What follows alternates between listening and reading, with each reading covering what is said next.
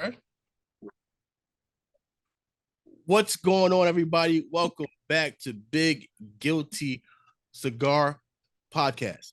So today I have a returning guest. If you watch Sticks to Fire with me, Rick, and Alex, then you've seen my two wonderful friends, Jason and Rebecca Faulkner, also known to people for their magazine Ash Quarterly. Also, the Rating Club, which they do, where the Rating Club I don't want to butcher it. So I'll let Jason explain the rating club a little bit better than I will. So without further ado, guys, these are my two friends, my homies, Jason and Rebecca. Thank you for having us. No problem. Okay. No, okay. Sorry, little lighting. Lighting up. Oh, and so are those the some Dumbartons, or what are you guys smoking? So this is actually our first time smoking this. From Fratello. They sent this over to us, I don't know, about a week ago. Nice. And we thought about going the vice versa, but it's a little bit of a long cigar. Yeah, I was you know what, like anytime I think of Kevin, I think he's a mad scientist. Like he has to be at work just thinking about ideas for cigars. he's like, oh, what can because he was saying that he had something in mind. This is maybe last year. He was telling me about it. The vice versa. He was like, yeah, I was thinking about doing a two-way cigar that you can have and share with friends. And then he was saying that him and Omar would come up with something together. Yeah, no, I'm excited to try it. I'm skeptical, which I always am to a degree of anything. I think you're yelling now. So like, I'm not a fan of gimmicky stuff typically. Yeah. Gimmicky, like cartoon characters and stuff like that. So like this is gimmicky, but it's a gimmicky that I can kind of get behind a little bit. Mm-hmm. The whole on one side it's going to be mild, the other side full. Yeah. That's where the skeptic comes out, though. Yeah, but calm now. We saw my great smoke, which kind of made me sad. I know we were talking about Kevin. So, like, same tobaccos in there. I get that they're placed differently and all that, but like, the mild is going to have to get a little stronger. Yeah. No way. There's no way it can be from one side and never get past a medium. Yeah. The other way, I don't know. So I'm excited. Yeah, that's going to be the thing. And I like. Well, at least for me, I think it's a great idea just because of the fact that you can cut it in half and you with your homeboy, you're like, yo, here, take the lighter, and you take the dark, and vice versa, like in the name. So yeah, I came up with that one on the go. That was pretty good. But yeah, so it's I haven't had it yet. I have to actually order some and give it a try, give it a fair review. But I did have the Silent Green, and the Silent Green was actually really good for him and Kerr. Yeah. I'm trying to remember which one I like the best. There's 1, 2, and 3. Oh, I like it. Yeah. Well, I like the third one. The third one was like it didn't have the spice to it. It was just straight. It was a straight flavor. Okay. I think I might still have some of those in the humidor somewhere. Oh wow! I'm gonna have to go hunt now. Yeah. You gotta retry. There's no such thing. Okay, sorry. There's no such thing, but we have a lot of cigars. But there's no such thing as too many cigars. At all. Ever. At all. You know what? Like when it comes to cigars, the way it really works is you smoke 10, you buy 20. You smoke 20, then you go up and you end up buying 40 more. So like you never run out, but your humidor is always over full. So like a kind of a breaking point where I'll stop not stop as much, maybe, only stuff that I'm really, really interested in. Like once I have over 2,000 cigars, that's too many. Yeah. You know what? Like the thing is if you have 2,000 cigars, like think about how much money you invested into cigars. That's a lot of money to invest into cigars. But I already know. I'm the one I see it. Okay. So like and also too that kind of helps, the online, like if you're a big online person, for you, it's nothing, because after a while you just get addicted to, you keep getting deals, keep getting deals, keep getting deals. And next thing you know, you're getting 6 packages delivered a week of just cigars. You're like, all right, I don't have any room for anything. Well, our normal UPS driver would be like, more cigars, huh? Because sometimes it's on box and box. And one time they misplaced one of our cigar boxes, and we ended up getting it like over a month or two later. But I think it's funny. Yeah. Well, and for me, it's not so much about like space or anything like that, but it's if you didn't buy another cigar, Yeah, how long is that going to take you to smoke through? You know, true.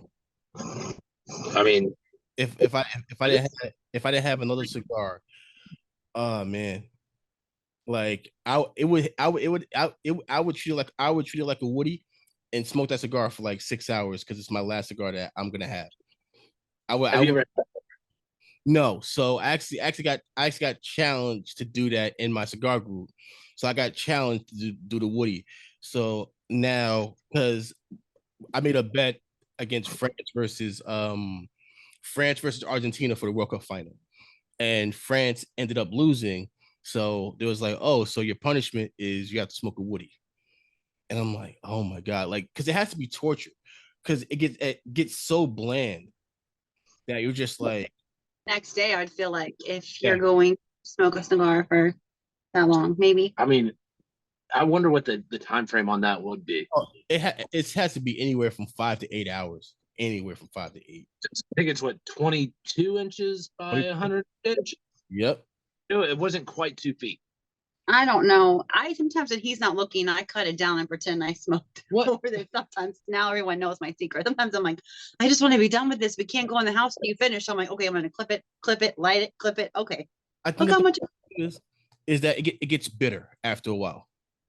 It's like, Yeah. how you smoke it before it gets bitter. I did watch, and that sounds kind of creepy. I didn't like watch him the whole time, but I was there while I was smoking the what was it, the April Fools from Asylum. Oh wow! Oh my gosh! You saw that one, the 9x90? 9x9. Oh, that poor man. That, well, a buddy of his, it was a bet kind of thing, but he was like, "Look, I'll buy it for you," because this cigar is like $42. Yeah. He's like, "I'll buy it for you and pay you $100 if you finish it." So the guy just real quick is like, "Let's do it." Wow. It took three solid hours. Okay, that's not bad. That's not bad. So, so in the group that I'm in the Legion, we have something called the two cigar challenge. So Rick thought he was the big man on campus, and Rick goes, "I'll do the 2 cigar challenge." I go, "All right, if Rick is gonna do it, I'll hold my boy down. I'll do it with him." So my boy Hashimoto, he goes and sends him to, I think they were like 8x80 lunatics. Oh, yeah. So, but here's the thing: if Rick lost, he lost the beard. So if he lost, he had to shave his beard. I think I remember talking about this. Yes. So he didn't lose. Oh no, he lost. He lost. Did he shave the beard? He shaved the beard. Rick was what? Rick was walking around looking like he was 12. I mean, I would too if I got rid of the beard, man. What did Alec guy lose his hair? Oh yeah. They raised money. Yeah, we had Great Smoke, and on the screen, Alec Bradley, which Alec Bradley, or whatever. It was Bradley. He had to cut his little. It wasn't little. He had a good stash going on. And he felt so weird because he felt the air, and he just kept looking at his mouth. It just was weird for him. Oh yeah, like me without the beard. Like I remember, I shaved my beard, and my son goes, never shave your beard again, Dad. Never shave your beard again. He goes, "You don't look right without a beard." So yeah, it'd be a weird look when you're used to that. It really is. It really is. Like I've had a beard for like 5 years now. So like I shaved like 3 years ago, and it was not a good look at all. Yeah, I contemplate every now and then bringing it down, but he made our neighbor cry one time, right? Was your beard was too long? I don't know. We were watching one of the neighbors, and she was crying when she saw. Anytime I'd walk in the room, she just freaked out. Love the neighbors, but when we watched one of them, she's just crying. I don't know. my God. Beard and size, everything about it just screams Sasquatch, you know? Yo, Okay. So speaking of Sasquatch, so we were talking about the rating club, but since you brought the Sasquatch, we might as well. I guess we could start with Steve Saka and his wife winning Martin won company of the year. Steve Saka won man of the year, and his wife won woman of the year for cigars. That was cool to meet and talk with his wife for a while. And on top of that, they got consumer engagement. Yeah. So 4 voted on awards. They won all 4. And then he had tied for cigar of the year. And the cigar of the year ties back into the rating club, which you brought up, which kind of switched up this year with just a slight name change with reviewer pack. Okay. There's a little bit of confusion, with you. Like you got lumped in with just a cigar of the month club, but it's not. We make no money on this thing. Yeah. But it's limited to 100, so that's what it's literally just to get ratings in there or reviews or however you want to word it. But yeah, so that part, we put the 4 cigars out every month. So we'll backtrack. So $29.99, you get it's 5 cigars, 4 for you, 1 for them, and I stole that from Kevin. He said it, and I was like, man, that's perfect. Because the theme is Cigars for Warriors, so we always donate a cigar for everyone sold. Well, actually, it doesn't matter if we sell 100 or 90 or 2 in a month, which that hasn't happened. Hopefully, it never does. But we still donate the full 100 because we, work that out with the manufacturer, and that's something we're kind of trying to fix for this year with the Alec Bradley change. Mm-hmm. But so the 5 cigars, 4 for you, 1 for them, and then the consumer rates those cigars. We send a little link, they fill it out. That's the rating. It doesn't matter. I mean, we get a rating, but ours counts just like everybody else's. So it's not, somebody paid us some advertising money. So like Fratello sends us some cigars. Now we're gonna be like, oh, we love them. Here's a 95. Like, it happened there. Well, so I think that's the difference between your magazine and the other people's magazines, where it's pay to play. And I'm not saying that for all, because I don't know for sure for all, but I know of at least one of the big ones that it is. Mm-hmm. From manufacturers that we deal with or have dealt with, or I'm not going to throw anybody under the bus. When they stop advertising, then they didn't have the ratings. Yeah, have the ratings. Well, and that's the one thing, and it makes you just wonder, man, my mental. He's gonna be mad at me because I'm gonna name drop some stuff, but like you look at General Cigars, and General Cigars, all of their cigars are always in the top 25. Like they're always there. Well, to me, the best example of it from our experience was All Saints, right? So in 2021, they had the highest rated cigar that we put out there. Yep. With the St. Francis and the Toro size, and not just us, but Two Guys Smoke Shop. They have their podcast and Cigar Authority. It was their #1 cigar that year. So, and some big players, and got a bunch of other acknowledgments from a lot of the other online media, but then it wasn't even rated in the big guys. So it's like, how can this get all this attention? And it doesn't even get acknowledged by the big guys. And we were a small company. And we were just helping All Saints at the Great Smoke in their booth, which is really fun to be on the other side. And oh yeah, that was a blast. Yeah. So I guess we'll come back to the magazine. And so since you guys brought up the Big Smoke, so if you guys want to explain that event for people that maybe might not know about the Big Smoke event that goes down in Florida every year. And just your involvement in it. Well, so there's 2. There's Big Smoke is actually Cigar Aficionados event, which we don't attend for probably. Yeah. But then the Great Smoke is what Smoke Inn does. They do that at the South Florida Fairgrounds over in always mix up those areas, but like Boynton Beach, West Palm, that area. Okay. And I don't know what number it was this year. It's definitely double digits. I think like 14th or 15th, maybe. Okay. Doing it now. So, and obviously it's grown a lot. I remember talking to him, and he said I think the first one was held in the parking lot of their shop. Wow. So no matter how went from that parking lot, which now, that's where the after party is, to what it is now. I mean, there was probably 1,500 attendees in person. Oh my give or God. take. And this time it wasn't like people weren't being rude and like bombarding that much. When we first, people were like actually slapping me to get the tickets. It was crazy. But it's a great event that Abe does with that. So the amount of manufacturers varies. This year there's 35, I believe, that had tables set up. So Okay. it's like, I think $165. Might be wrong on the ticket price there, because there's a few different options: general admission, VIP, and all these others. But it's around $165 for general admission, single ticket. But with that, I mean, you get 35 cigars, because you get a little coupon book. You go, it's like adult trick or treating. It's fine. You go booth to booth and give them a ticket, give you a cigar, and then a whole bunch of swag. I mean, his swag, really awesome swag. He kills it with that. Hats and ashtrays. We have an ashtray in there somewhere. But I mean, you get your money's worth for sure. There's food there. There's a whole bunch of stuff going on. Mardi Gras beads, because that was a theme this year. Yeah, they did Mardi Gras, and then they always do big deals. So it's not just about getting those cigars, but I don't know if they had it previous years. This is the first year I noticed they have like a sales catalog kind of thing. Each manufacturer and what deals they have. Buy a box, get this or that. So it's a great opportunity for people to go, and people travel from all over for this event. I mean, like, I think there's a few people from different countries, definitely people from the West Coast and everything. But I mean, you can get, like, we had a few people buy boxes from All Saints and then come up and have Mickey and Frank sign them.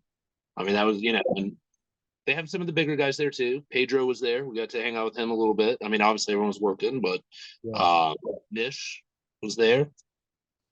Gosh. Well, we had Pedro on the cover last one, and he told us a really nice story about how his mom saw him in this magazine, and it almost made me want to cry, how proud she was, how he was telling the story, because he is such a great, sincere person, always happy. And I don't know. Well, and there's the picture of his uncle Pedro, and that was his mom's brother. So seeing that picture in there, it was kind of cool. I was like, that's neat, And Pedro's just such a good guy. He really is. And like you actually told me to hit up Pedro and was asking to come on the podcast. And it was a little bit of a because you have to go through people to get them the book. So you kind of have to go up the chain to get them on.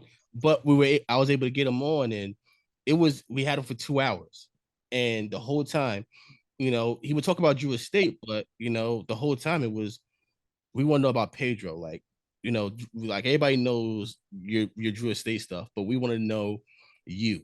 Like, who is Pedro? Where is he from? Yeah, that's what he said about in the magazine. Like, he was so grateful that we were doing a story about him. Yeah, and really about him. That meant a lot to him. Yeah, I threw out an idea. I was like, because I heard through another podcast that he used to used to work with leather, and he used to make horse saddles. And so I was like, did you ever think about making some Drew Estate horse saddles and auctioning them off?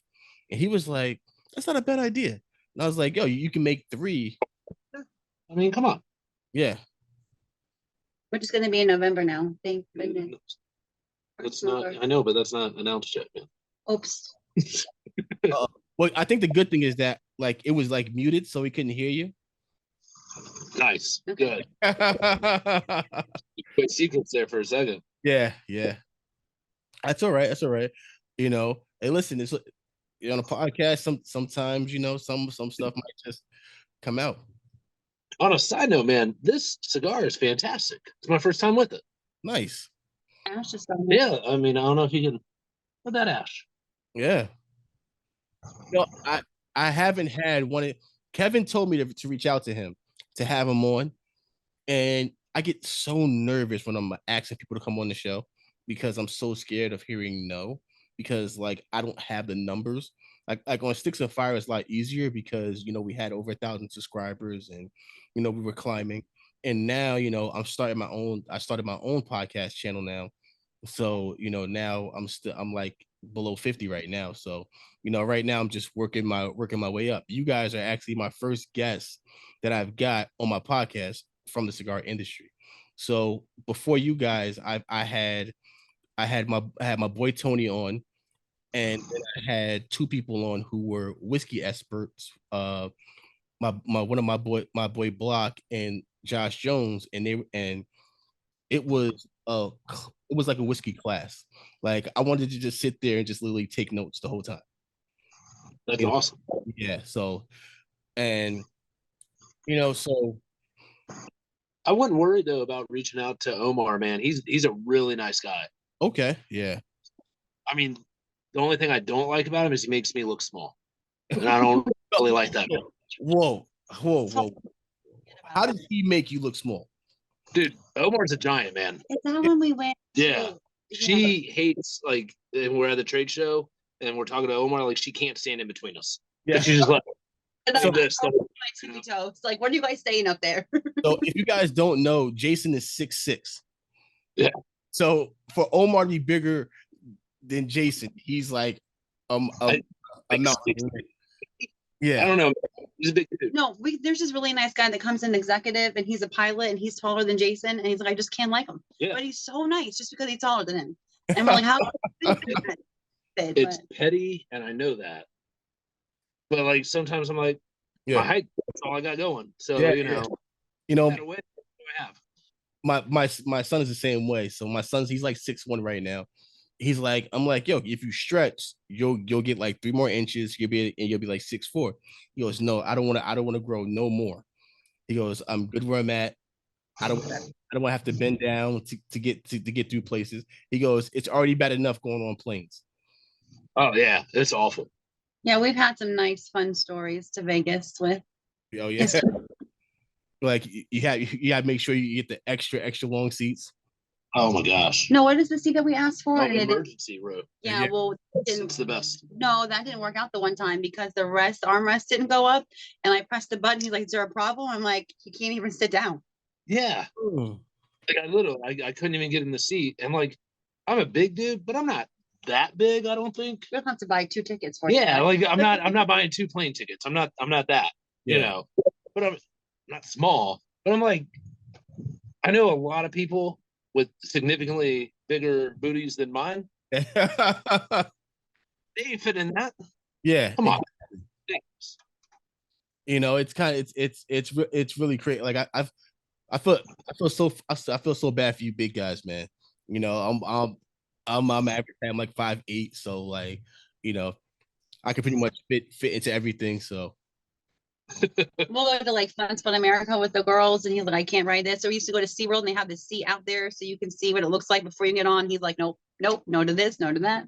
Mm-hmm. Well, they don't build rides like that with people my size in mind. That's what I feel about 6'6", 300 pounds. Like that's it's not average. Yeah, so I'm like, maybe my leg dangle a little too much, and I might lose a foot. I'm not. Well, that's the one thing. Also, it's like, like it's very rare. It's like 1%. It's like maybe 3% of the world that's over like 6'5". See, I'm special. You are so special. So yeah. How you liking that cigar? I love it. I'll have to send you some more. Yeah, we got that. No, thank you. I appreciate it. So speaking on the Alec Bradley situation, how do you guys feel about that? Man, like that's anyone that says it's not, they're lying. But that is everyone's goal that has a business. They want to grow it to sell it so they can retire or whatever they're or move on to another business. Yeah, that's the goal of the business.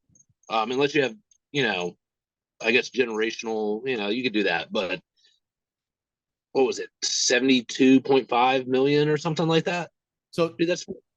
Do you feel like they're gonna go and start another cigar company? No, so I mean, Alan, the dad, he's already taken a position with SCG, okay. And then the sons are in talks right now for a position as well. So just trying to see where they kind of fit in, because they're a little newer to the industry still. Okay. But yeah, no, they maybe but I can't see that happening. You know, I see them just continuing to grow that brand because it's also kind of weird to go and start something and not be able to call it what your name is. Exactly. You know, but you never know. Obviously, crazier things have happened. But no, I mean, I'm super happy for them. The only thing that we're bummed about is we had everything lined up for the Cigars Warrior cigar with them. Yeah, and that kind of nicks that, which I get. You know, it's just one of those things. Oh John yeah, understood. He wrote me, was I'm so sorry, and da da da. I'm like, I really like John, and I totally get it. That's fine. Yeah, things happen. It's, you know, it's nothing. So now we're in talks with some other people about doing the same things. We like that concept where somebody else, but collaboration. Yeah. The date though. Yeah, we obviously won't be doing the 4th of July event this year. Definitely not that, but probably push it to Veterans Day. Okay. So when you guys were there, did you guys get a lot of connections, a lot of people that you could line up for the magazine as far as getting people on and stuff like that? For which thing? I missed the first part. I'm sorry. So while you were at the Big Smoke, did you guys get a lot of new connections? And we're really working. We kind of really put ourselves out there for All Saints because we're a big fan of Mickey and them. So we had Ash Corley out there award and people talked about it, but we were really just working for them kind of. Yeah, I mean, we talked to the people that we already know and stuff, obviously. But yeah, we were working that booth like the whole time. And again, that was fantastic. So, but it was interesting because we had to kind of keep changing hats a little bit. Okay. So like about All Saints because we're giving out their cigar, we're there with them, and then it would be something about Ash Quarterlies, and then we got to talk about that. Yeah. Or see somebody that we know from executive. So then I'm talking about that. So, actually, subscribers, John came and he met Jason. I got to meet his wife and him, and he's been wanting his wife to move to Florida for a long time. And after she met me, she said if she can live by me, she'll move here. So it was kind of cool to see our subscribers. And she went and told him, "I'm never moving there." Yeah. Remember. I think the great thing is that you guys went totally digital now. Yeah.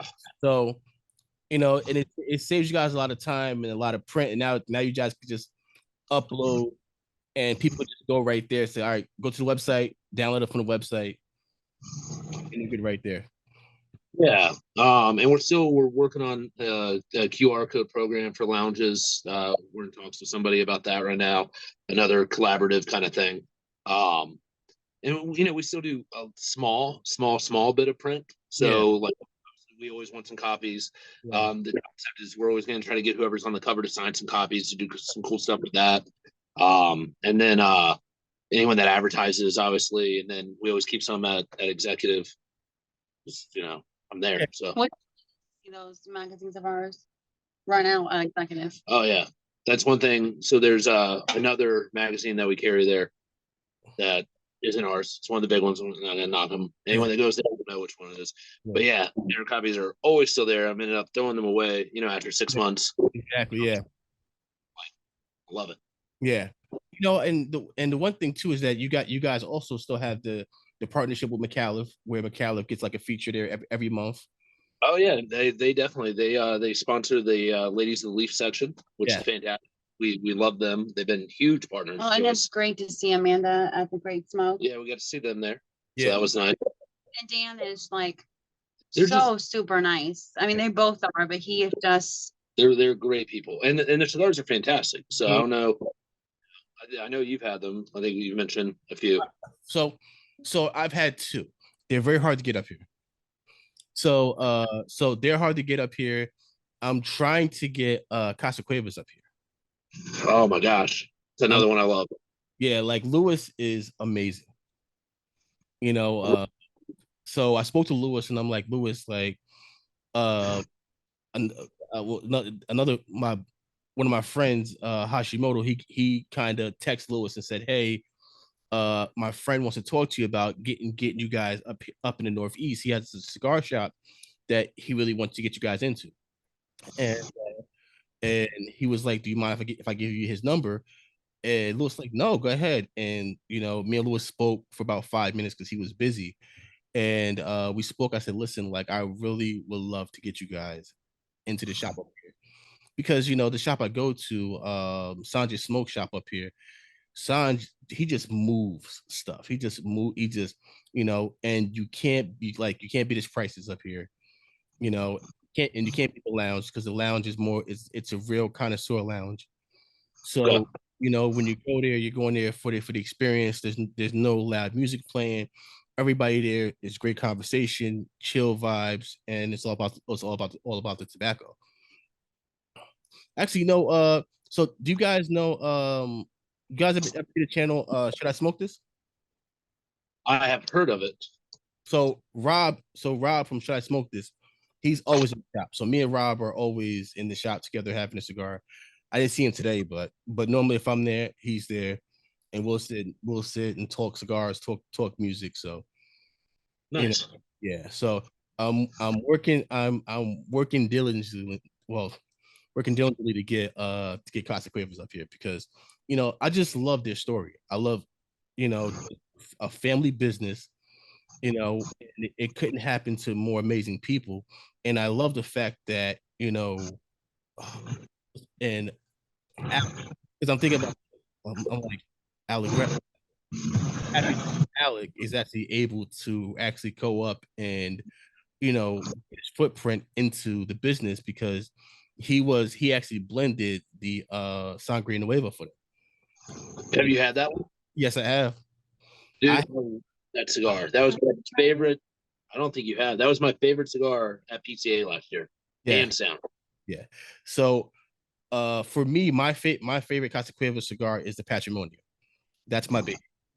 That's my third. So what's your second? La Mandaria.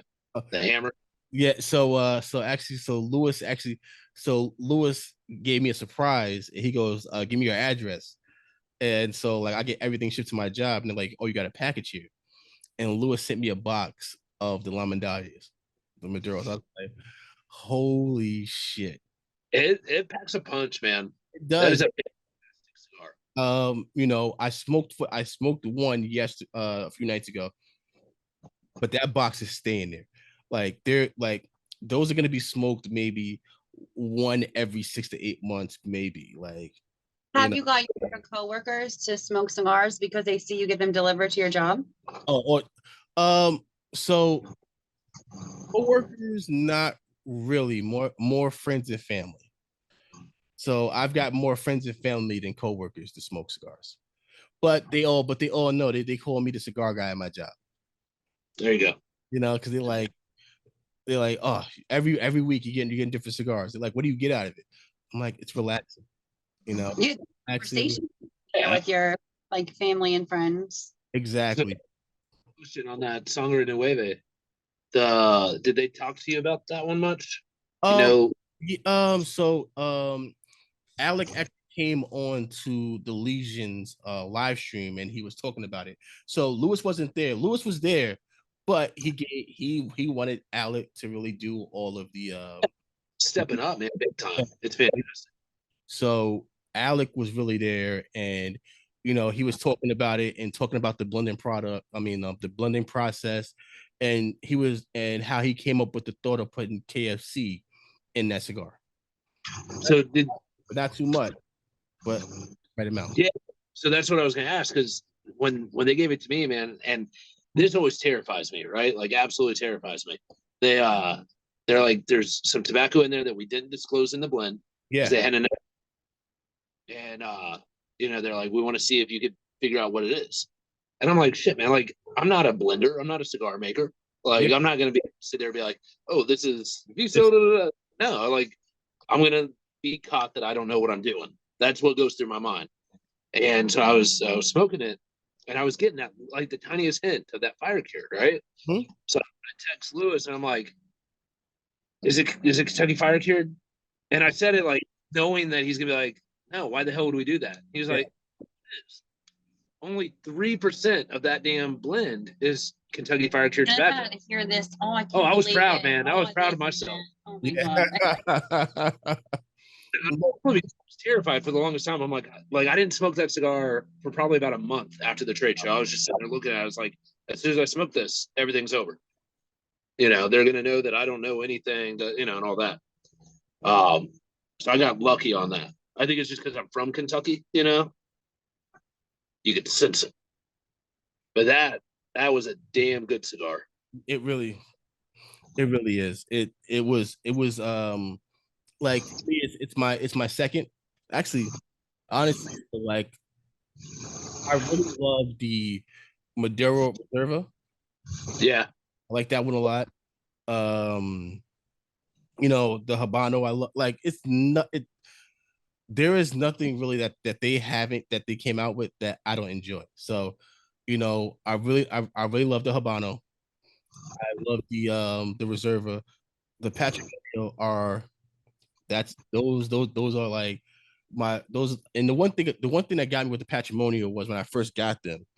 One of my best friends is with me at the job, and sitting at the look, he's like, "Yo, that box looks fire," and I'm like, "Yeah, it is." Like, I love the presentation of it with the white and the gold lettering, and we open it up, and we see the family picture, Yep. and I was like, "That's what it's all about," Oh, it is, man. And and like, they're great people. Like, yeah, and I was like, "That's what it's all about." And then I had the cigar, and I was like, "This is fire." Because it remind like before I had that one of my favorite cigars was the Passion by La Roma de la Cuba. mhm. And I had that when I was like, damn, I love this cigar.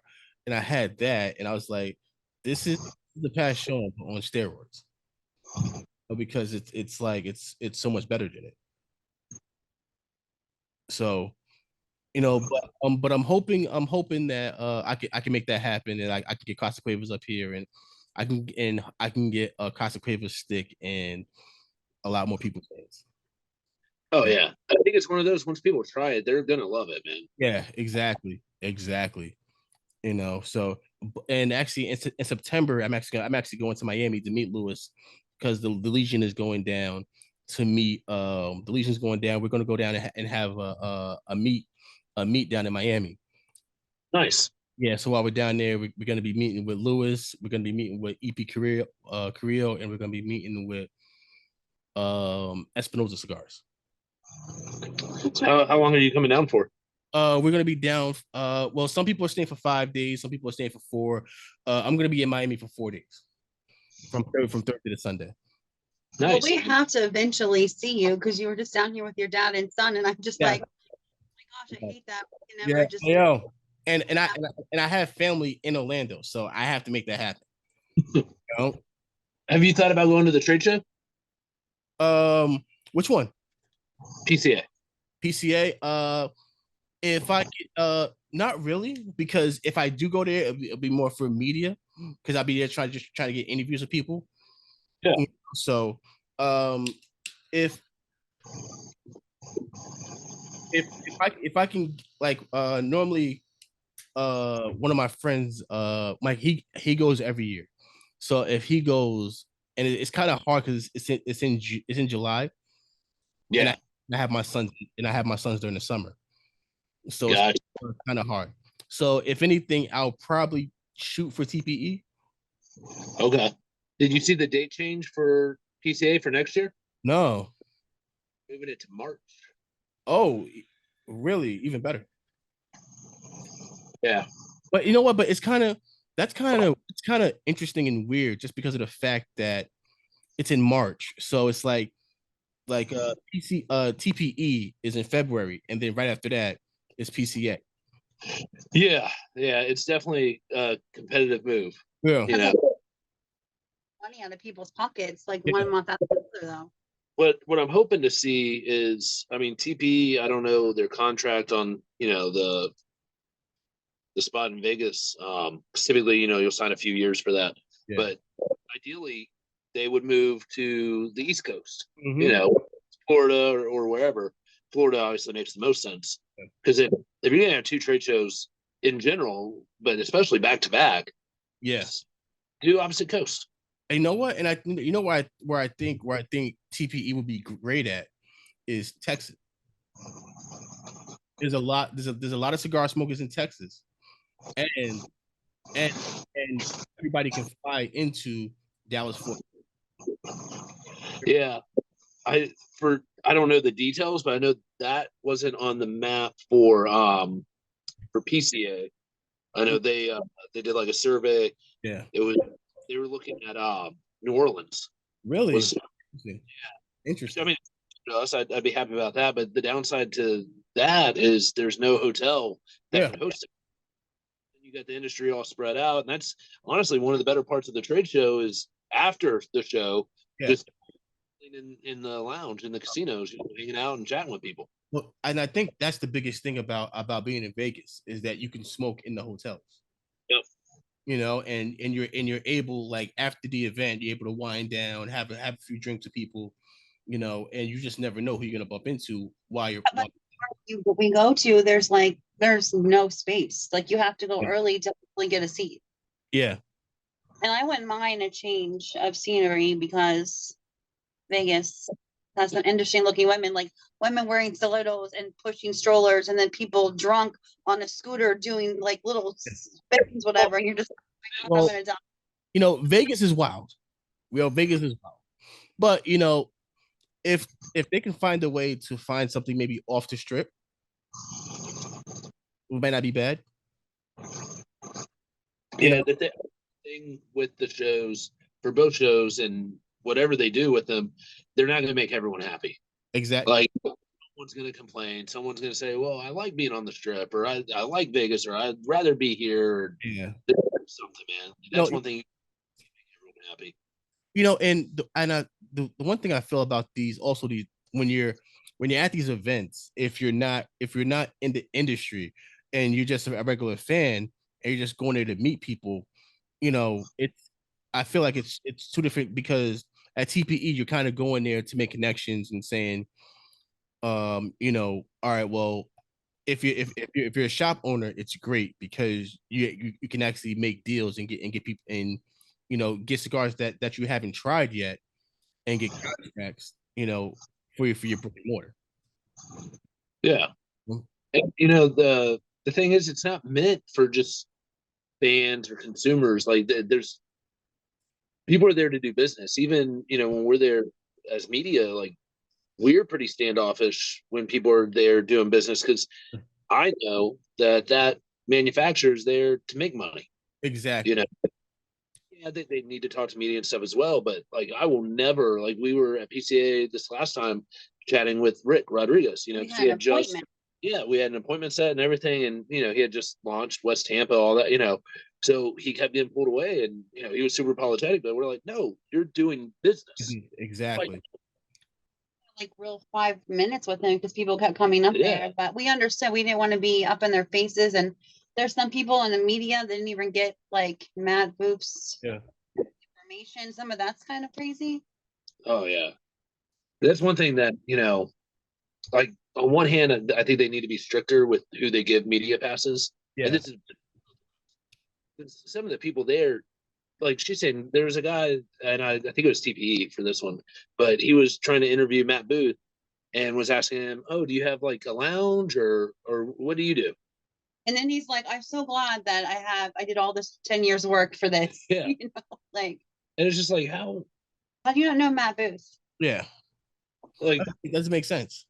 If you're any kind of media in this industry, you should know who. At least do your homework. When we were at Great Smoke, I was reading about the cigar they were giving out because I didn't want to look like one of those dumb bimbos that looked like whatever, but didn't know anything about the cigar, because he went to TPE, and I asked a girl about the cigar, and she's like, "Oh, I don't know. They just hire me." And I'm like, "Oh, okay. Well, yeah, that doesn't make sense." You know, like, you should always try to get people who are there and that at least know your product. They don't have to know every product, but have them know your product. Well, they say, I mean, just having a sexy woman out there doesn't really make any sales. I mean, people come to your booth, but if you have nothing about it, then I don't know how that's really going to help. Well, yeah, I mean, so many people are like, "Oh, sex sells," and I don't believe that. Whatever, they had a stripper on one time. I'm like, "You just keep making me go here on purpose." Like, they had a perfect spot everywhere you walk. You come to the stripper. There might have been once or twice where I guided you that direction, but just to make me cry. Wonderful. You know what? I think the one thing is that, like, the cigar industry isn't about sex. So you're not like, you know, there are women on the leaf, but you're there for like a sexy girl. They aren't gonna make you buy or make a kind of contract. You know, when you're there, you're doing business. It's like, all right, how many cigars can you get me? All right, like, are you gonna be able to give me at least, 100 boxes, in 6 months? More stuff like that, and if you just have sexy girls at your booth and you're like, okay, so what is it, what's in the camera, like, well, not well, like, what is rapper based off of, what notes are you gonna get? And since they don't know, you're like, or why am I gonna try? Yeah, to a sense. So well, and I mean, there's nothing wrong with a woman being attractive or anything like that. exactly, let her the knowledge. That to be the selling point. Exactly.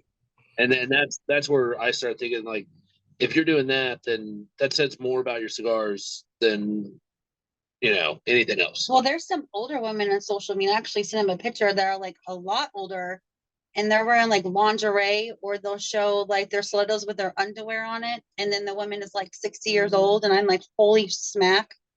Okay. Well, and that's becoming a thing. I've seen some of these, influencers or whatever you want to call them, have like their Cash App and stuff up there for people. Exactly.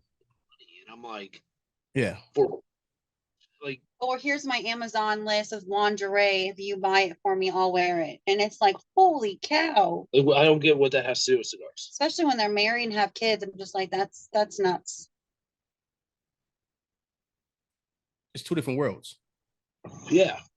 No, I'm almost at 1,000 followers, but it took me a couple years. But I don't know. I'd rather get that amount and actually talk to people and not be a hoochie and just be me and go gradually. Well, and I think that's where a lot of people make mistakes, and kind of like how you were talking earlier about how many subscribers you have and stuff like that. Like, it's not so much about that number. To me, it's like the engagement rate. Exactly. Like, yeah. I'm looking at businesses to do stuff with, or whatever it is. He's always trying to make me feel better about that, because I'll be like, I only got like 260 likes, and I'm like, they used to really, really bother me. And then he talks to me, and then there's people that have 30,000 followers, and they don't have that many likes. Well, so I think the one thing is too is the algorithm, and like the algorithm is the biggest game player when it comes to your likes, people seeing you, because unless you go to actual on the top where it says Instagram, and then you go to followers, it will show you who followed, instead of it being like the random where it's like somebody posted 12 hours ago. It will go like, oh, this person posted a minute ago, this person posted 5 minutes ago. So it'll go more in a timeline. Yeah. So I like it when my followers are actually messaging, and I'm getting pictures of grandbabies, and I'm get to hear about their stories of their life and people checking on me. I like it. Yeah. I think the most interesting thing when it comes to it is, like YouTube had a big crackdown when it came to cigar content. And it booted a lot of people out last year. And like the previous channel didn't get a hit because we weren't going from monetization. Even this channel right here that I have now, I don't need monetization. I don't need YouTube's money, and I don't need it. All I want to do is give people great conversation that they can sit down and have a cigar with and watch. That's all I want. I don't because then that's when you start really caring about the numbers. Because the more numbers, the more money you get. The more watch time, the more money. And it's like if you don't care about the money, the only thing you care about is the quality of the content.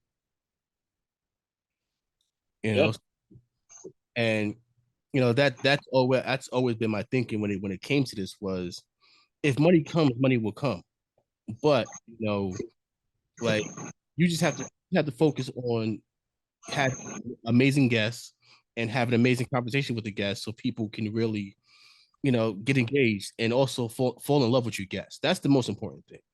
I gotta saying, do you want to start people giving you stars and getting paid? And I'm like, I don't one, I did feel like that might cheapen me. I don't know. I didn't feel comfortable, so I was like, no, I'm not gonna allow people to do that. Well, I think what goes on there is you start to feel like as a consumer, you start to feel like you're getting pushed stuff.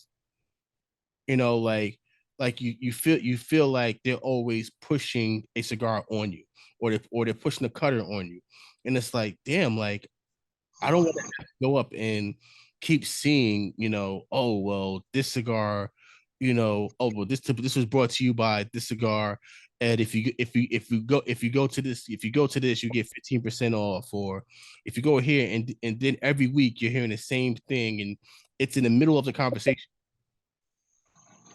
It'll be in the middle of the conversation, and it'll be a great flow, but you have to cut it off because you have to hit that mark.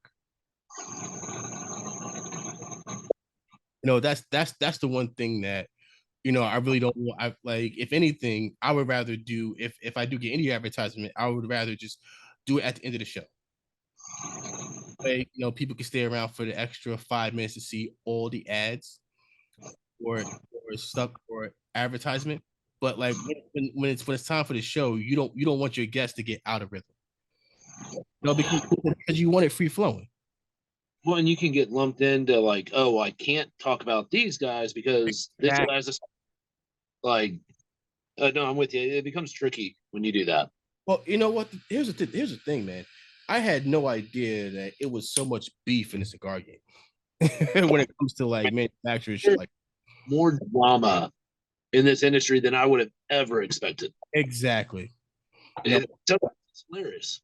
Yeah, like this kind of sad. Mm-hmm.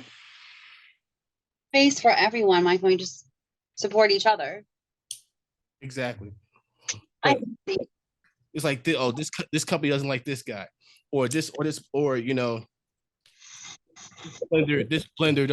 doesn't like him, and then it's like, oh well, then you have to. It's kind of like you have to choose sides. We haven't had to have that issue yet so far. No, I mean, well, because I would just personally, I would refuse. Yeah, I mean, and honestly, we've avoided doing business with because I know that would happen. Yeah, and it's just, and that's something that you don't want. Yeah, especially on Facebook when you see people go back and forth, and it gets really ugly, and it gets to be sad after people threatening to get attorneys, or then they start deleting their messages, and you're just like, holy crap. It's crazy. Drop that. And yeah, and one thing that you guys did that I really enjoyed was when you guys had the conversations with the brand owners and when the Zoom meetings. We were talking about that recently. Yeah. People really enjoy that, and we enjoyed it too. It just having Matt Booth on was a little scary because some of it was awesome, but it was also uncomfortable. Yeah. But that's something that we've talked about bringing back. It won't be like when we first started. It was going to be every month, and I think it can't be on a schedule like that because it's exactly. Yeah, exactly. Stuff happens. Yeah, and you have a family and all that kind of stuff, and school. Oh my gosh, sometimes you just can't make it. Yeah, I know. We're gonna probably pick that back up because it's fun. It was great. Like the people, especially like when you had Saka on, you had Mickey on, then you had Robert Holt on, and then you had my boy from Ponce. How come I can't remember his name now? Frank. Frankie. Yeah, Frank, man. Frank is cool people. It's always like once baseball season starts up, I start DMing Frank Met stuff. Well, because he's a huge Met fan, and so and of course I'm a Yankee fan. So like when the Yankees beat the Mets, he went up and like DM me like a broom, like, yeah, like we swept you guys. So it's all good, man. The podcast with him was great because he's passionate about Ponce. He's passionate about Puerto Rico. Yeah. And he kind of explained why nobody really makes tobacco out of Puerto Rico. So Yeah. which was really good. The thing I liked about doing those is, one, it was somewhat like podcast kind of thing. But like I couldn't do what you're doing right now. Like I couldn't sit there and have a long conversation with people every week or whatever it is. Like and I think Robert said something that no one else knew yet about his cigar, so that was really cool. Yeah. But it's that, but then it allows other people, consumers, to actually engage with them. Like, because you do that on podcasts. People will type in questions and maybe their question will be asked or whatever, but and the funny thing is, so the pack you guys gave me, I smoked everything except for the Rose Sharon. Really? That will pack much you wait. So the story behind the Rose Sharon was, and it's named after his wife. Yeah. So during the podcast, I said, Robert, I'm gonna keep this cigar until I find my wife. When I find my wife, I'm gonna light that cigar. So that cigar might be in my humidor for a few years. So, but one day, sorry, go ahead. No, go ahead. It just, he makes Jason and I sick kind of because he's just so loving about his wife all the time. It makes us all look bad. Yeah. No, he Robert Holt will make a lot of husbands look bad. He really. I don't know one that is more romantic than that guy, man. They were really, I mean, they were, when we first went to TPE with Ash Quarterly, his wife was just said some really inspiring words, like sincerely kind, and we liked them ever since. Yeah, no, they're one of the first brands to really like open up and talk with us and not feel like we were interrupted. They were great, man. Love those guys. Like, it's crazy. So you know what you have to do now, right? You have to buy like a certain brand of coffee. It's something easy for you. Get a certain brand of coffee that Rebecca loves, and be like, I'm having this cup of coffee just so I can think of you. That right there, points right there.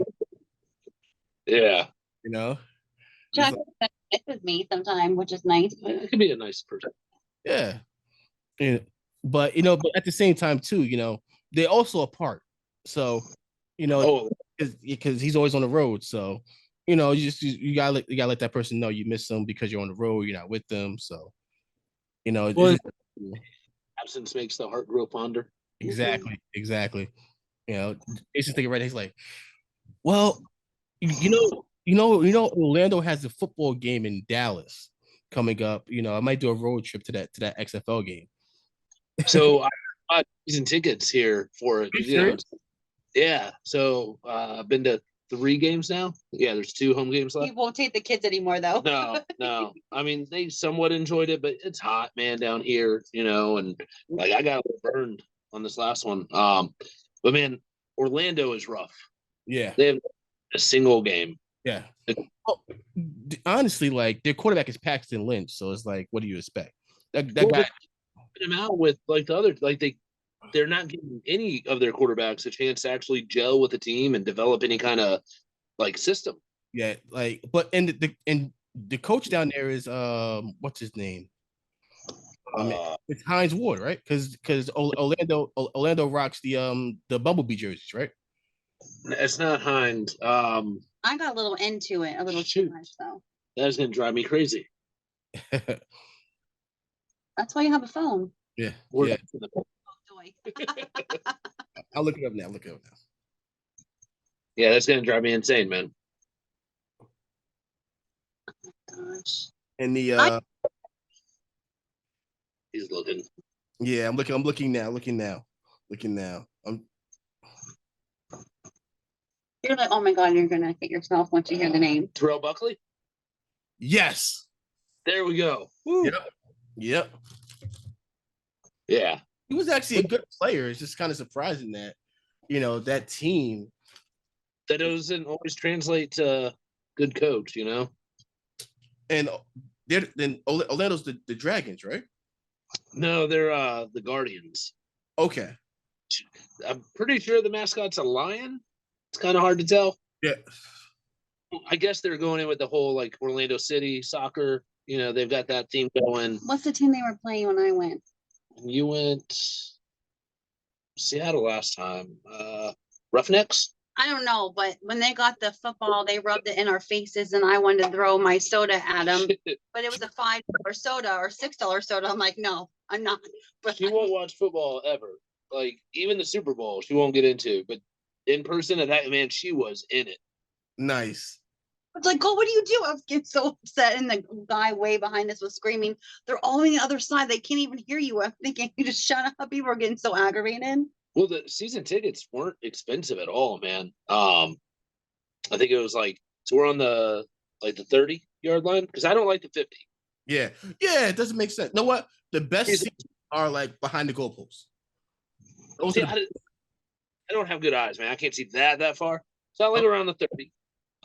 But we're like, I don't know, 5 rows back. So I mean, we're like right there, and it was $500 for 2 tickets for the season. But there was no drama when our daughter first went with him, Lily, and there was all this drama, and I was like, oh, I can't wait to see some drama, and there was like not a lot. I thought I was going to get kicked out of that stadium that day.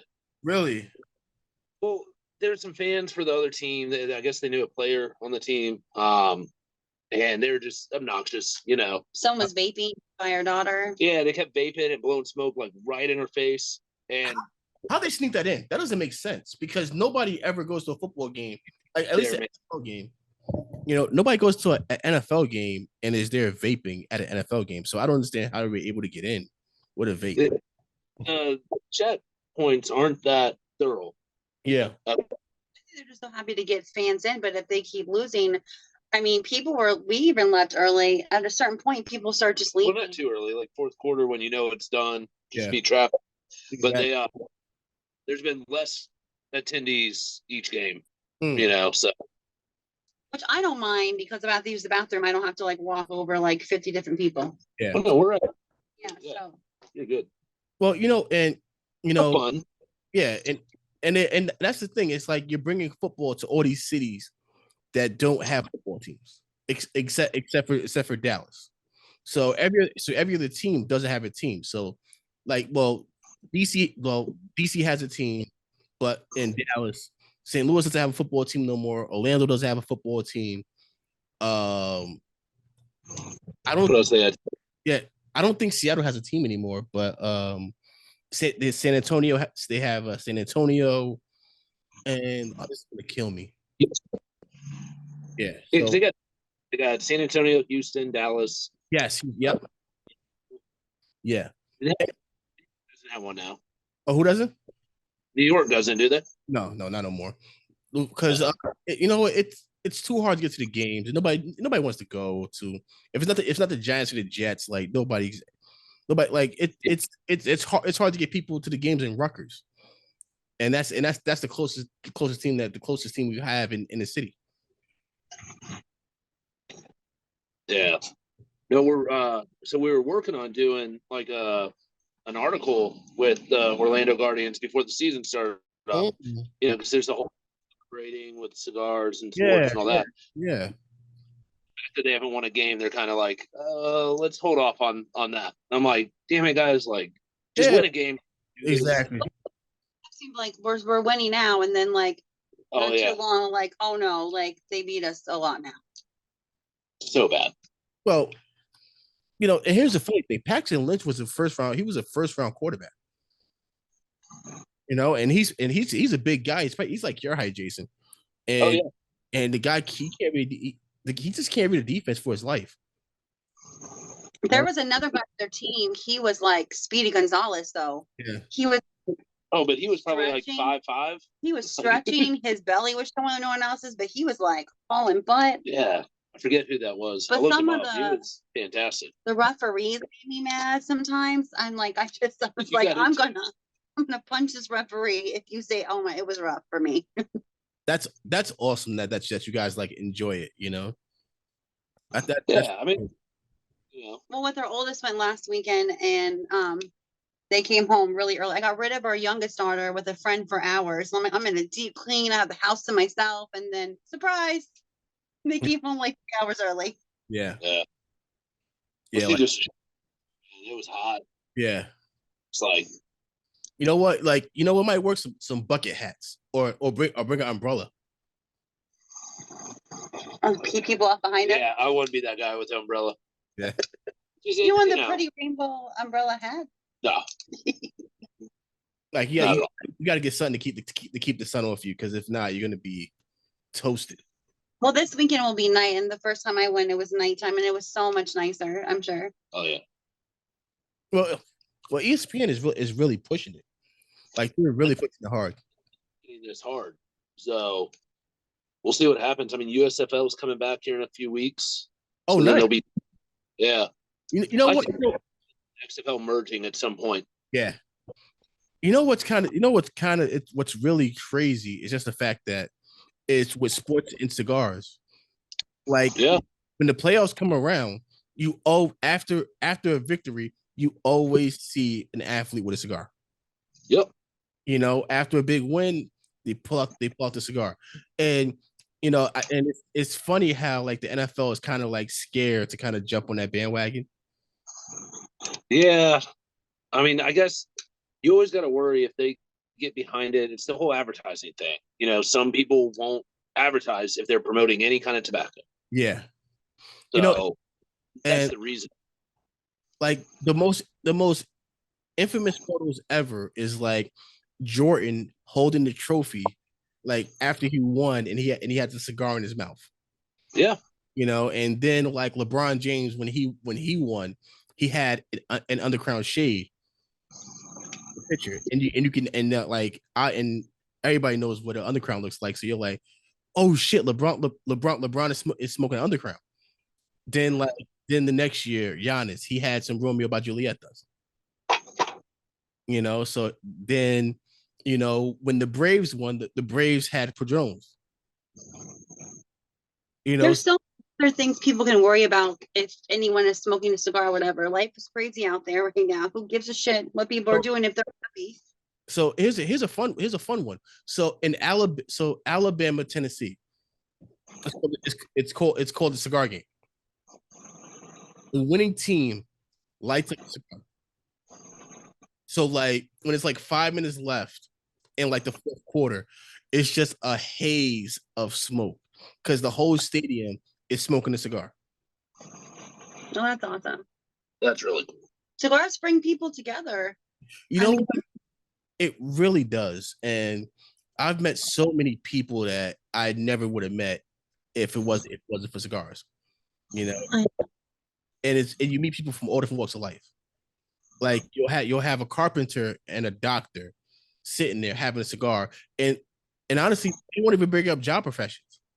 Yeah. It's just like, oh, what are you smoking? What are you smoking? It's like, oh, I had this. Like, how long have you been smoking? Like, what do you normally go for? Yeah, the job and all that comes later in the conversation. Exactly. But most other places, like, it's not about what can you do for me, because that's how most other interactions are. Mm-hmm. No, I would have cigars a long time ago if I known how great it was, how many great friends we have from that. Especially being the executive, like, I'll go see him, but really I'm so excited. I see people that I know all the time, and he's like, calm down, I'm running over here, running over there, hugging everybody. I mean, it's really nice. As son, it's a family. Like me and Rick go there we used to go every Saturday. Now, look, like, we still go every Saturday, but I'm there like 4 days a week. And it's us and the usual crew. And we're there, we're having cigars, and we're family. Like, we know what everybody does, and like everybody's problems, like, oh, what's going on with your mom? Is your mom okay?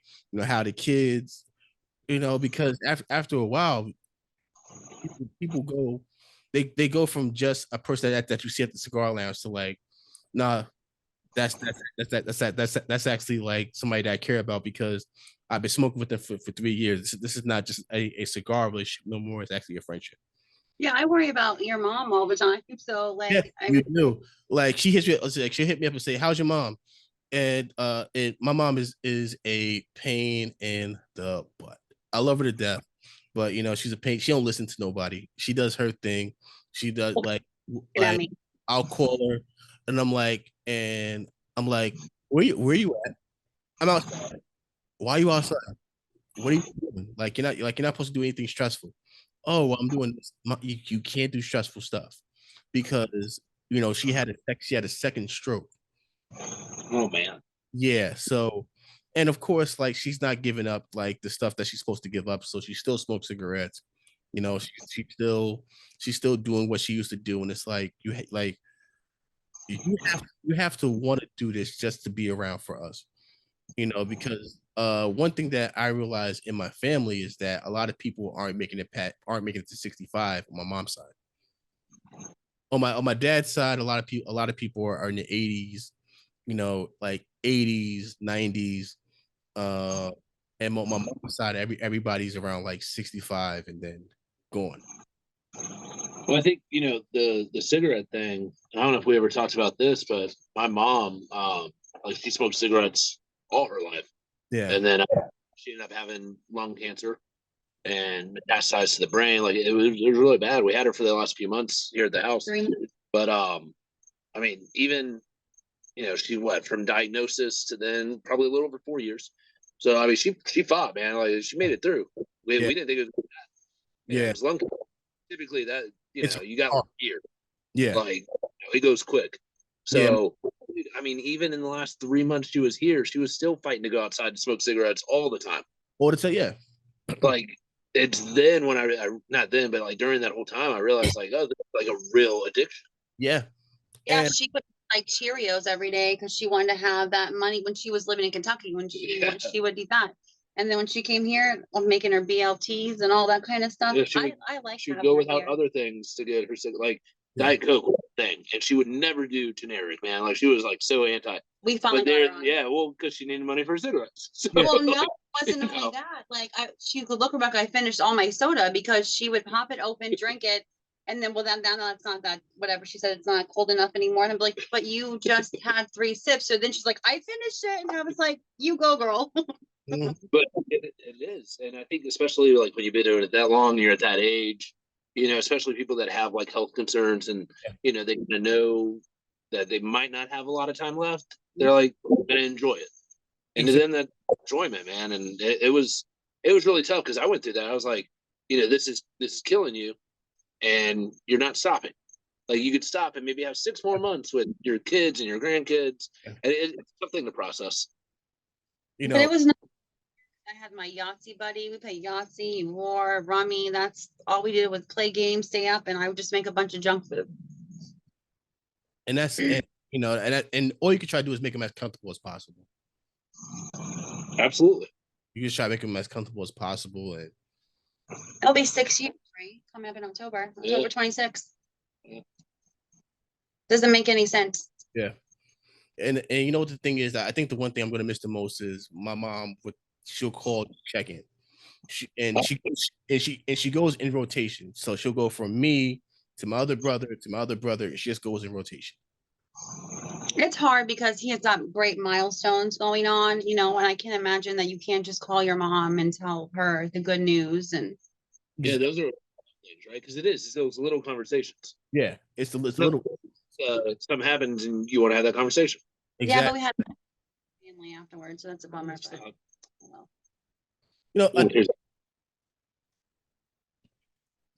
And also too, you just want to say like you just want to let them know that honestly, like, you just want to let them know that they raised you right. Yeah. And just show them that, I know you sacrificed a few things, but I'm doing big things now, I'm doing good things. And I'm pretty sure, she's been very proud to see just where the magazine is going and just the connections that you guys are getting. And because in every issue, you guys, like the interview with Pedro was kind of, like you end up learning stuff that you didn't know about. Because when I spoke to him, he was a Yingling guy, and now he's going on to another beer. Yep. So, and just hearing the backstory of how he was able to get the Drew estate, and just learning all those things. That guy's just such an incredible story, man. Exactly. Like to start sweeping floors in the factory to where he is now. Yeah. People want to come just to say hi to Pedro. Well, you know that's the thing. You know, it's and you know me. When you think of Jewish state, you think and you know I kind of call it the four horsemen, where you think of JD, you think of Willie, you Pedro, and and then you might think what's the bullhead guy? Oh man, I forgot his name. He's a big guy, big bald. Yeah.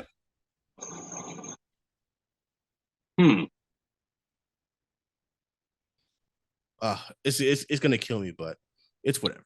It's gonna kill me. Not Ryan. Not Ryan. Uh, he travels just as much as Pedro does. And he's a big guy.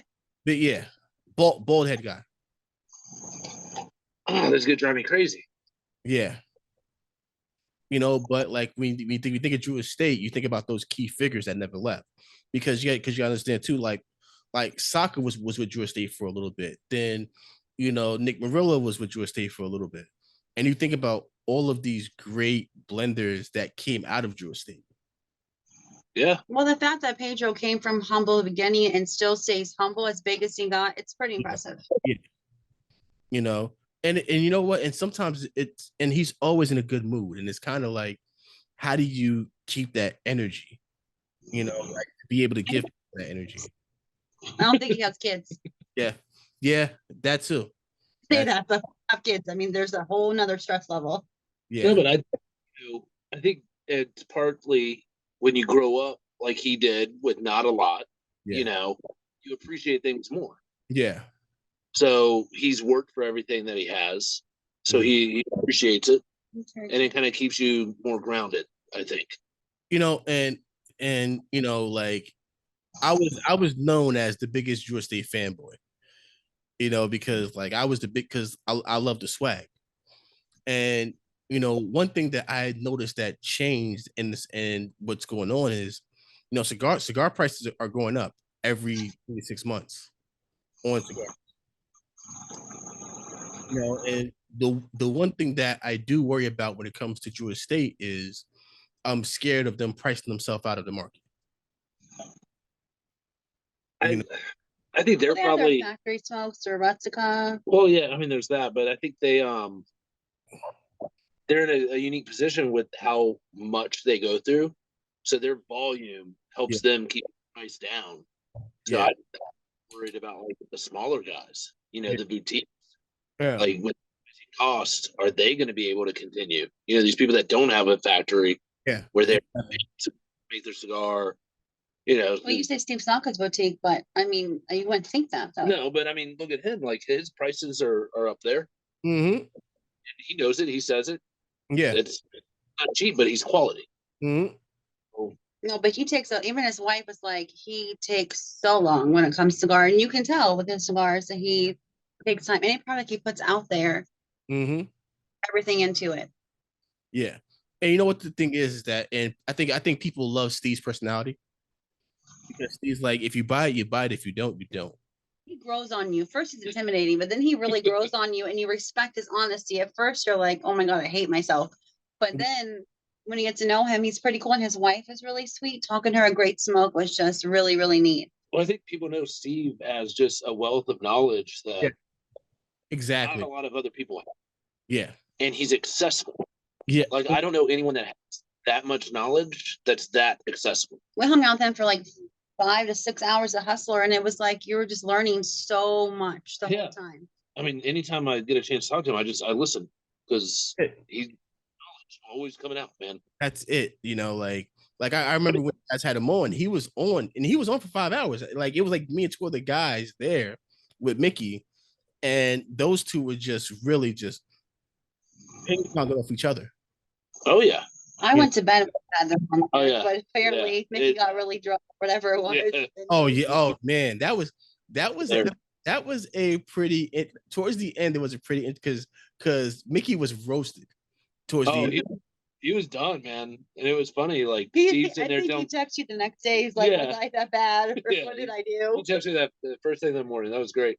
Now, like I love Mickey because like because growing up, I played rugby growing up. So I stopped playing football to play rugby because I was able to carry the ball. I was like, all right, I can run the ball, really. So I was like, fuck football. I'll play rugby. He goes, he's black. I go, yeah, he's like that's a private school sport. How'd you get into it? I go, my high school had it because you know, like you don't really, and that's one thing too, is that instill in rugby, you still don't get a lot of African Americans playing because we go towards football.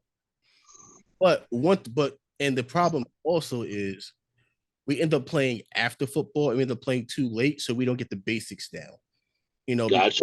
Because most kids are playing are in England and in all the other countries, they're playing since they're like 7, 8 years old.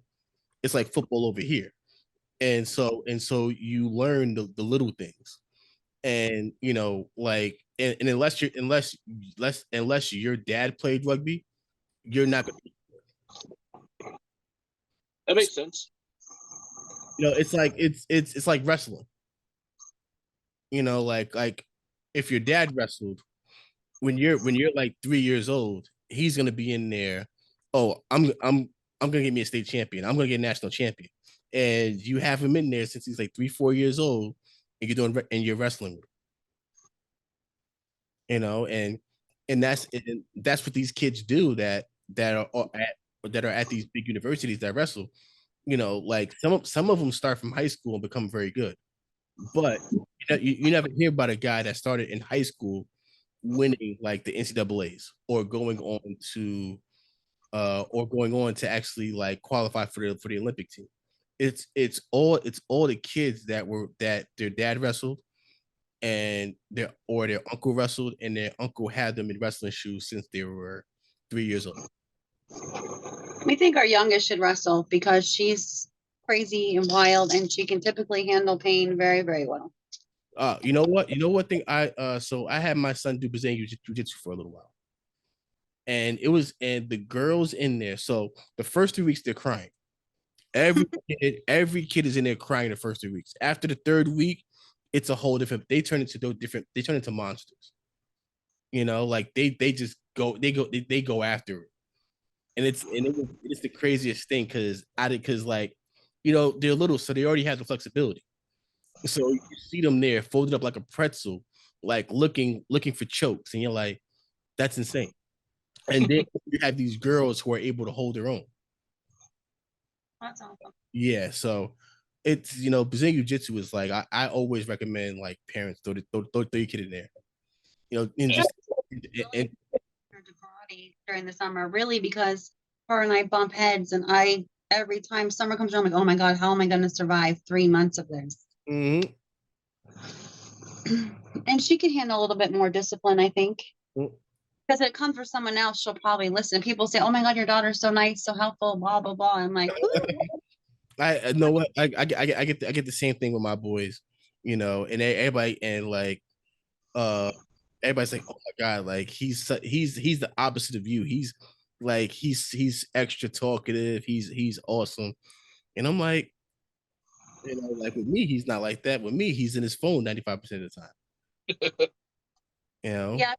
Lillian is, because she started I let her be a walker to like the neighborhood next to it. Now she's getting all these phone numbers with these friends, and when she comes home, it's like, I'm talking to Stella, we're talking here, and I'm like, the texts are like 8:45 in the morning. I'm like, you couldn't wait till 9? Mm-hmm. I mean, like they go at it all day. It's funny. Yeah, it's so different from when we grew up. When we grew up, we knew everybody's number by heart. Oh yeah. You knew everybody's number by heart, and you would just go down the Rolodex. All right, this person. All right, yo, we're meeting here. All right, or the phone up to the wall, so you have the long cord, and you let it lay down. You're hoping it will stretch over. Mm-hmm. Yeah, so it's just a totally different generation. Yeah, we told her what Yellow Pages were, and she's like, "What is that?" Answered it. No, a little bit now. She didn't have that right at all. Yeah, we did that. Like on Facebook and stuff, where they're like, "Oh, what are the Yellow Pages? What's the collect call? Yeah. What's the all that kind of stuff?" And she's looking at it, it's like I was making the noise, or whatever. Oh my god, it's so get on the phone and knock you off the computer. It's funny because I told my son, I said on your 24, you turn 21, you're having a cigar with me. He goes, no, I'm never going to smoke this and that. I go, listen, you're going to have just one. So for my memories, I can say that I had a cigar with my son because, like, door now. Yeah. Right. And, he's like, my dad, I'll get him a cigar, smoke the third of a cigar, and like, I'm done.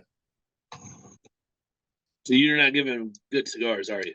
No, so the problem with him is, so he'll not going to smoke it. Yeah. So he was good, but so like the last, I remember like it was last year, and he picked up a leaf by Oscar, the Oscuro, and he smoked it. And he was like, "Oh, this is too strong." And I was like, "All right, whatever. I'll smoke it. I'll smoke it later. I'll smoke it later tonight." Like that's the only like benefit of like, because if it's friend's cigar, you just throw it out. But when it's family, you're like, all right, give me the cigar. I'll smoke it. Yeah. Because I do with my brother. Like when me and my brother have a cigar, I'm like, let me try it.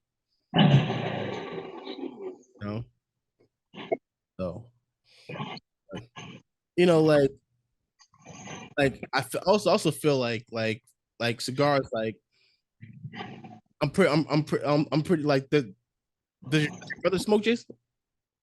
My brother, I've had one cigar with him. In Kentucky?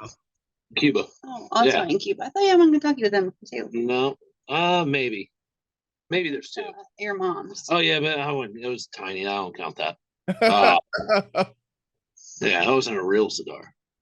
How come did he smoke in Cuba with you? Some Cuban cigar. I don't know. I don't remember what we did there. It's been like 5 years.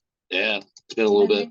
Yeah, he's never been big on smoking and tobacco in general, and like he gets that it's different cigar, but there's still that like, thing with our mom and all that. So I get it. We had to do that with our daughters too. They were freaking out when we were smoking cigars. I had to explain. Yeah, that is different. Cigars and cigarettes are two different things. Like if I can get him down here, I'm sure I'll get him to have another cigar.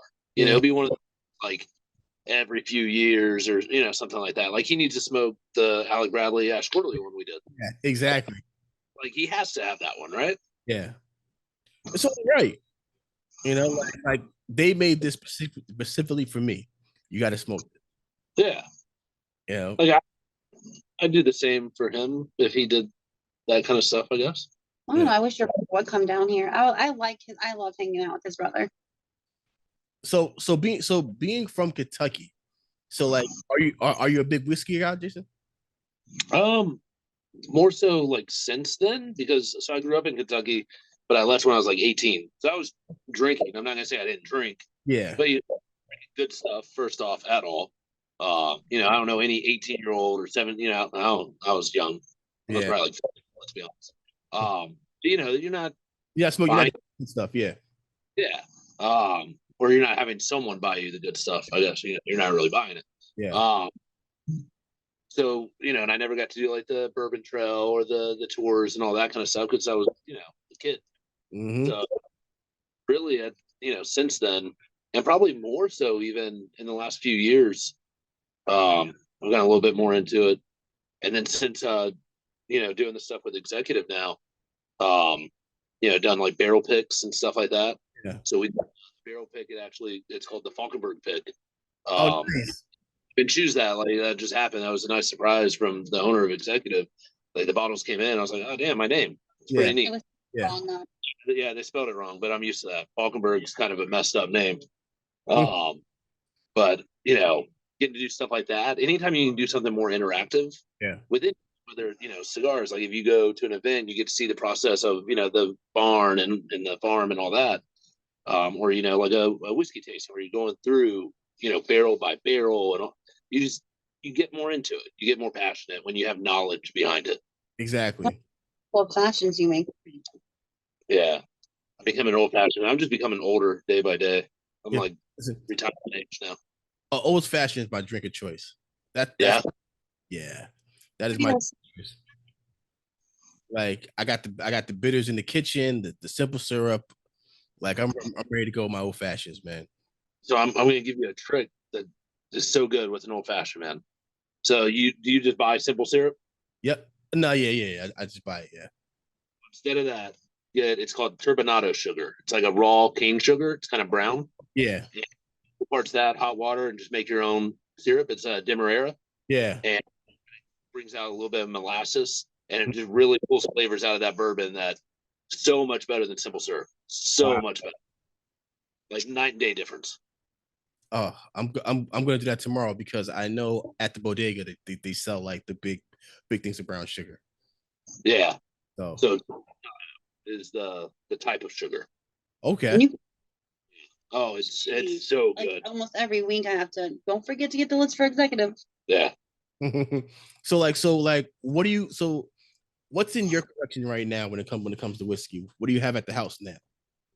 Not a whole lot at the house. I mean, obviously I've got one of the bottles from that barrel pick. You know, I had one right as it came in. Yeah. What else? Probably have more rum than bourbons and whiskeys, honestly. I saw one name. Victor is always bringing us like wine or rum because he is he's a flight attendant and he travels to a lot of like the DR and all those kind of so he brings South America and stuff, Central America, all that. So he always kind of has something neat. And then we still got some rum from Cuba. Because I mean, sip on that, man. Like they have the rum. The price is outrageous. Like cheap. Like it tastes so expensive. He told me the price. I was like, oh my god, next time just go with a suitcase and just pack that shit with rum. Yeah. Like their rum is 10 times better than their cigars. You know, like so do you make your old fashions with rum? I've done that, yeah. Okay. I'm gonna give that a try. Because normally when I have my rum, I have it neat, or I'll just have a rum and coke. Do you like banana kind of flavor at all? Yeah. So there's a rum called Bamboo. Oh my god, it's amazing. I don't know if you had it or not. It has like a big X, almost looks like the Opus X on the bottle. Yeah. So you see the spot.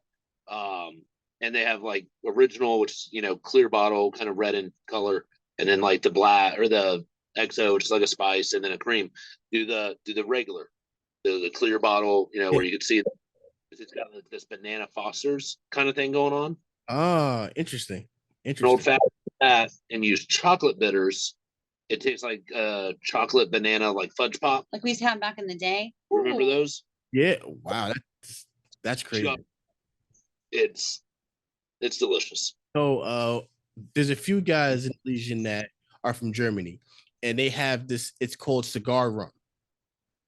But so they have like flavors. So they have like mocha, chocolate, and so we nicknamed it that goddamn chocolate rum because you don't taste any rum at all you taste the chocolate, and out of nowhere you're like, what the hell just happened?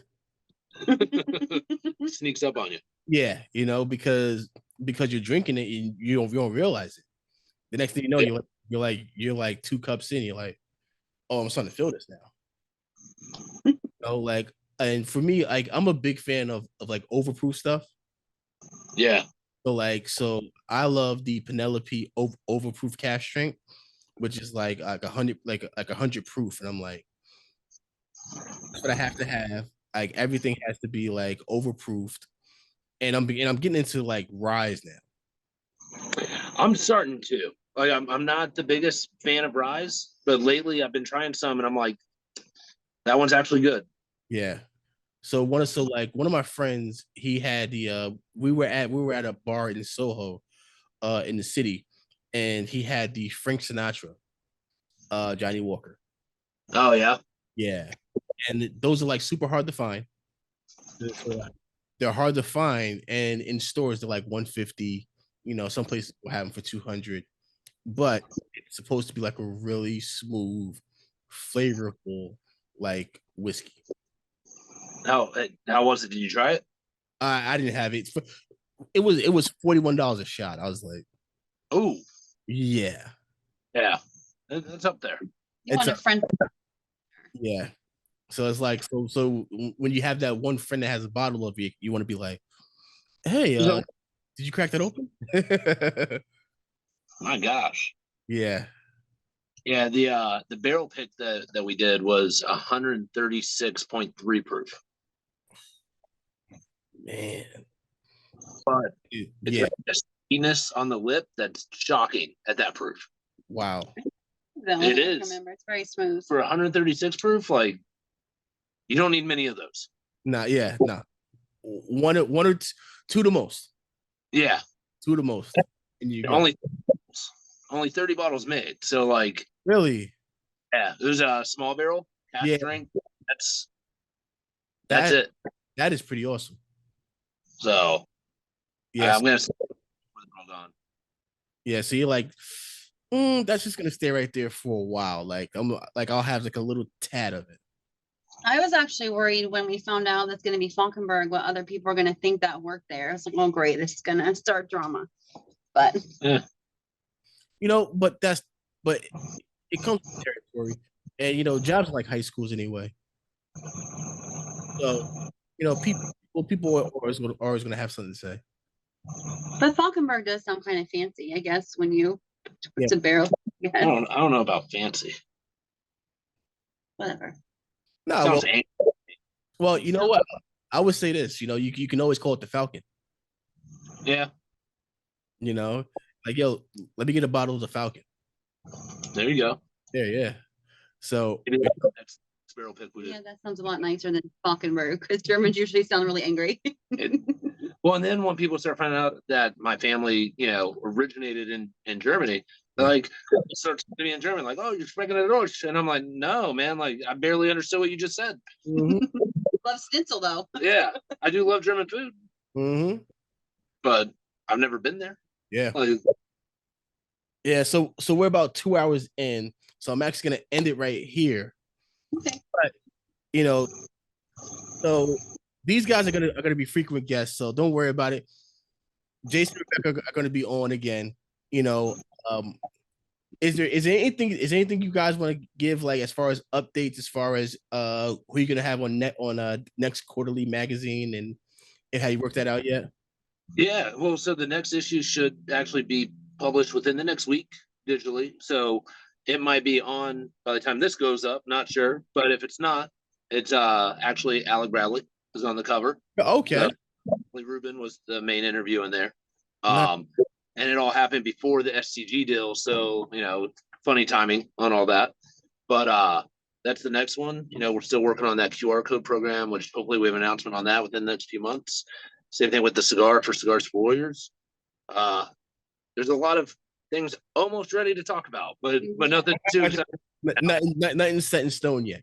Yeah. Well, so I would, and honestly, the way that cigars are going, a lot more people in as far as TV and music, are cigars. So you never know. Like, you might be able to talk to Alec Bradley and actually, Alec or one of them, and say, hey, do you guys have anybody in the industries as far as movie, TV, or music that would like to be interviewed just about their cigars? Yeah. So, it wasn't like an interview by any means, but we actually had that Alec Bradley cigar in a music video. Did you see that? No. Few times. Yeah. So you got to look it up. Have you heard of Struggle Jennings? No. So you've heard the name Waylon Jennings, I hope. Old school, like, Johnny Cash. Okay. Yeah. He's like legend in that industry. Yeah. But he does like that kind of country rap thing that's kind of picking up lately. Yeah. He's done some stuff with Jelly Roll, and a few others. So he and another guy, Bravo Gator, came and did a music video there. It's actually a really catchy song. I was kind of like, but they showed our cigar up close a few times. I was like, hey, that's so cool. So check that out. It's called Phil. I don't remember. How I Feel. Pretty sure it's called How I Feel. Bravo Gator. Awesome. Struggle Jennings. Okay. I'll put. So I will link that in the description. There you go. Yeah, and tons of cigar stuff in there. I mean, they're real cigar guys. Like, Struggle, after the video, literally bought a bundle of that cigar you're smoking Wow. from me, right? Like, I need more of these. So I'll put that in my notes now. it's just smoking it for a video, you know. Or wanted to hand me out. He literally like. Oh yeah, which no, is they, really they cool. spent money in there that day. And and I forgot to ask you guys just about the box you guys got from Villiger today. Oh yeah, so we actually got it a few days ago. A little behind on that. So I like what they did. You know, it's rediscovering kind of old classics. Yeah. So they just said nothing new.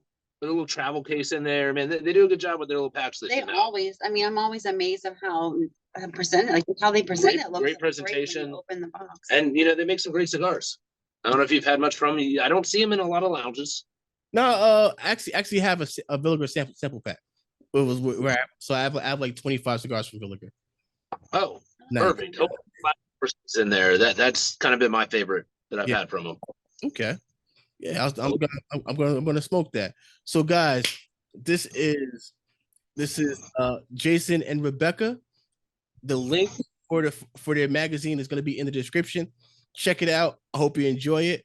And also too, if you and also sign up for the newsletters because they also give discount codes on the on the mailing, and you know also and they also do, like Jason was talking about, the specials where it's a conversation with a cigar owner and it's a Zoom call. And for me, it's so good because you get to ask questions to that person directly.